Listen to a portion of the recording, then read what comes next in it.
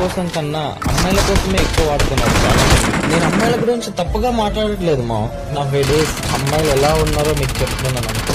నువ్వు ఇప్పుడు ఎవరినైతే చూసి తను నా లవరు, నా పిల్ల అని ఫీల్ అయిపోతున్నావో, ఏదో ఒక రోజు నీకంటే బాగా మాట్లాడేవాడు, నీకంటే ఎక్కువసేపు గేమ్ ఆడేవాడు, నీకంటే ఎక్కువసేపు తనతో టైం స్పెండ్ చేసేవాడు పరిచయం అయ్యాడే అనుకో.